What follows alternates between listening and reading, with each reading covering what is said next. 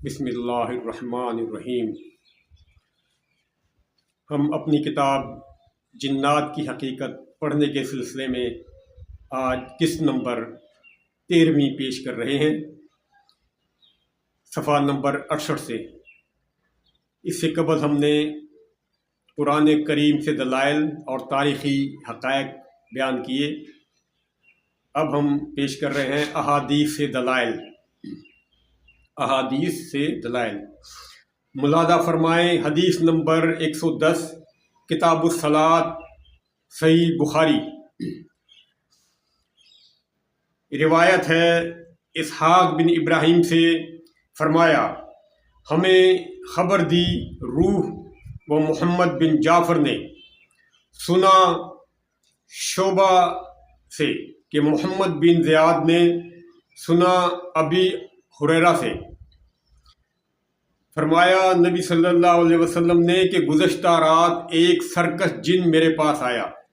گزشتہ رات ایک سرکش جن میرے پاس آیا، یا اسی طرح کی کوئی بات آپ نے فرمائی،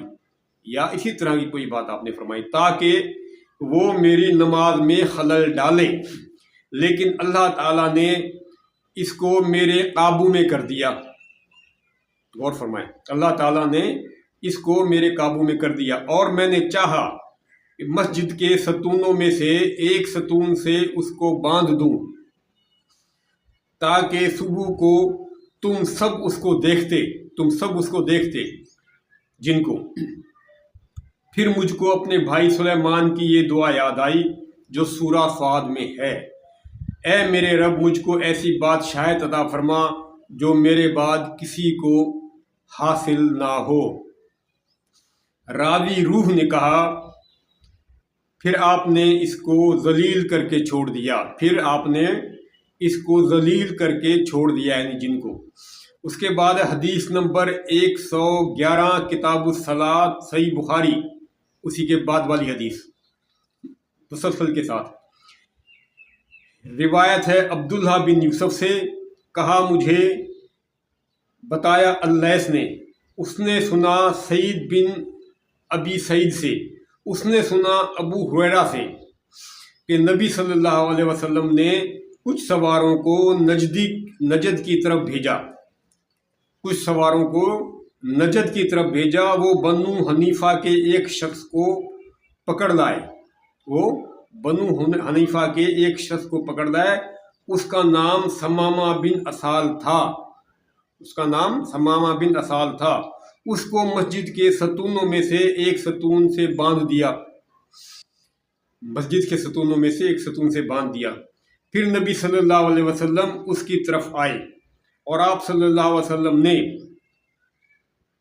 تیسرے روز 2 دن بندھا رہا، تیسرے روز فرمایا ثمامہ کو چھوڑ دو، ثمامہ بن اسال کو چھوڑ دو۔ وہ چھوٹ کر مسجد کے قریب کھجور کے درخت کے پاس گیا، وہاں غسل کیا، پھر مسجد میں آیا اور کہنے لگا میں گواہی دیتا ہوں اللہ کے سوا کوئی سچا معبود نہیں، اور محمد صلی اللہ علیہ وسلم اللہ کے رسول ہیں۔ حدیث نمبر 120، کتاب الصلاۃ، صحیح بخاری میں بھی تقریباً اسی طرح کا مضمون وارد ہوا ہے۔ اسی کتاب الصلاۃ، صحیح بخاری، حدیث نمبر 120 میں بھی یہی مضمون وارد ہوا ہے۔ اس کے بعد اب دیکھیے حدیث نمبر 13، کتاب العمل فی الصلاۃ، صحیح بخاری کی حدیث، کتاب العمل فی الصلاۃ، حدیث نمبر 13۔ حضرت ابو ہریرہ سے روایت ہے کہ نبی صلی اللہ علیہ وسلم نے ایک نماز پڑھی، اس کے بعد فرمایا شیطان میرے سامنے آیا، پہلی میں جن ہے، ابھی شیطان لکھا ہے۔ شیطان میرے سامنے آیا، اس نے میری نماز توڑنے کے لیے زور لگایا، لیکن اللہ تعالیٰ نے اس کو میرے قابو میں کر دیا۔ میں نے اس کا گلا گھونٹ دیا یا اس کو دھکیل دیا، اور میں نے یہ چاہا کہ مسجد کے ایک ستون سے اس کو باندھ دوں، صبح کو تم اس کو دیکھ لو، شیطان کو دیکھ لو، لیکن مجھ کو حضرت سلیمان علیہ السلام کی یہ دعا یاد آئی، اے اللہ مجھ کو ایسی بادشاہت دے جو میرے بعد پھر کسی کو نہ ملے۔ آخر اللہ نے ذلت کے ساتھ اس کو بھگا دیا، شیطان کو۔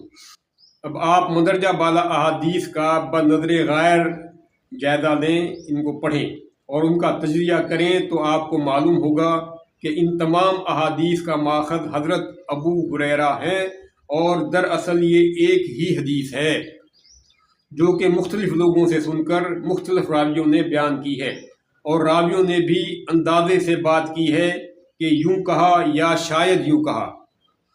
ان احادیث میں صرف آخری کا ایک جملہ ہے جس سے بات سمجھنے میں ذرا الجھن ہوتی ہے، اور وہ جملہ ہے کہ حضرت سلیمان علیہ السلام کی دعا کے الفاظ جو کہ قرآن مقدس سے ثابت ہیں۔ اب ہم غور کریں تو مذکورہ واقعہ سے سلیمان علیہ السلام کی دعا کا کوئی تعلق نہیں بنتا۔ جن کو یا شیطان کو ستون سے باندھنے سے حضرت سلیمان بادشاہ کی بادشاہت پر کیا اثر پڑ سکتا ہے، کیونکہ حضرت سلیمان کی بادشاہت تو مدتوں پہلے ہو کر گزر بھی چکی تھی۔ اس سے صاف ظاہر ہے کہ راویوں سے کہیں نہ کہیں پر کوئی غلط فہمی ضرور ہوئی ہے، واللہ عالم بالصواب۔ اب آئیے ہم اپنے نظریے سے ان احادیث کو یا اس پورے واقعے کو سمجھنے کی کوشش کرتے ہیں۔ کسی ایک رات جب کہ آپ صلی اللہ علیہ وسلم حسب عادت عبادت میں مصروف تھے، تہجد کی عبادت میں تہجد پڑھ رہے تھے، کہ اچانک ایک چھاپہ مار جاسوس کمانڈو آپ کو نقصان پہنچانے کی نیت سے آیا، تو آپ نے اس کو اپنے قابو میں کر لیا اور یہ ارادہ کیا کہ اس کو مسجد کے ستون سے باندھ دیا جائے، مسجد نبوی کے ستون سے باندھ دیا جائے، تاکہ صبح ہونے پر تمام صحابہ اس کو دیکھ لیں، صبح ہونے پر تمام صحابہ اس کو دیکھ لیں۔ ظاہر ہے کہ کسی جن کو یا شیطان کو تو کوئی صحابہ نہیں دیکھ سکتا تھا، لیکن اس کی کسی بات کی وجہ سے یا کسی حکمت عملی کی وجہ سے آپ صلی اللہ علیہ وسلم نے اسے چھوڑ دیا۔ لیکن اگلی صبح چند سواروں کو بھیج کر اس شخص کو جس کا نام ثمامہ بن اسال تھا گرفتار کروا لیا، اور اسے اپنی پلاننگ کے مطابق جو آپ نے سوچا تھا مسجد کے ایک ستون سے باندھ دیا۔ وہ شخص 3 دن تک بندھا رہا۔ اس دوران وہ مسلمانوں کے رویوں کا بغور جائزہ لیتا رہا اور متاثر ہوتا رہا۔ بعد ازاں جب اسے رہا کیا گیا تو وہ مشرف بہ اسلام ہو گیا، مسلمانوں کا حسن اخلاق دیکھ کر مسلمان ہو گیا۔ بہرحال کہنے کا مقصد یہ کہ کسی بدمعاش سرکش کافر کے بارے میں کوئی تفصیلی حلیہ یا اس کی اہمیت بتانے کے لیے صرف شیطان کہہ دینا یا جن کہہ دینا ہی کافی ہوتا ہے۔ اس واقعے کی مکمل ویڈیو میں نے الگ سے بنا کر رکھی ہوئی ہے۔ یہ ثمامہ بن اسال جو تھا، یہ دراصل مسیلمہ کذاب، جو جھوٹا نبی تھا، دعوے دار نبوت کا مسیلمہ کذاب، اس کا یہ کمانڈو تھا، جاسوس تھا مسیلمہ کذاب کا، اور مسیلمہ کذاب نے آپ صلی اللہ علیہ وسلم کو نعوذ باللہ قتل کرنے کے لیے اس کی ڈیوٹی لگائی تھی کہ جائے کہ نبی صلی اللہ علیہ وسلم کو قتل کر دو۔ یہ میں نے مکمل تفصیل ایک دوسری الگ سے ویڈیو میں بیان کی ہے۔ تو لیکن آپ صلی اللہ علیہ وسلم نے اس کو پہچان لیا اور اس کو اپنی حکمت عملی کی وجہ سے چھوڑ دیا، اور صبح بعد میں اس کو صبح اس کو جا کے اپنے سواروں کو بھیج کر اس کو گرفتار کروا کے اور اپنے پروگرام کے مطابق اس کو ستونوں سے باندھا، اور بعد میں وہ مسلمان ہو گیا۔ یہ مشہور واقعہ ہے حدیث کا، بہت مشہور واقعہ ہے، لیکن یہ تاریخوں سے پتہ چلتا ہے کہ وہ کون تھا ثمامہ بن اسال۔ وہ دراصل مسیلمہ کذاب کا کمانڈو جاسوس تھا جو قتل کرنے کے لیے رسول اللہ کے پاس آئے تھے۔ بہرحال اللہ ہمیں اسلام کی اصل روح کو سمجھنے کی توفیق عطا فرمائے۔ آج کے دور میں ہم کسی بیمار آدمی کے متعلق کہہ دیتے ہیں کہ اس پر کسی وائرس کا حملہ ہو گیا ہے۔ یہی بات اگر ہم پرانے دور میں کہتے تو کیا کہا جاتا؟ یہی نہ کہ اس پر کسی جن کا حملہ ہو گیا ہے، اس پر کسی وائرس کا حملہ ہو گیا ہے، کسی بیکٹیریا کا حملہ ہو گیا ہے، جراثیم اس کے اندر گردش کر رہے ہیں خون میں۔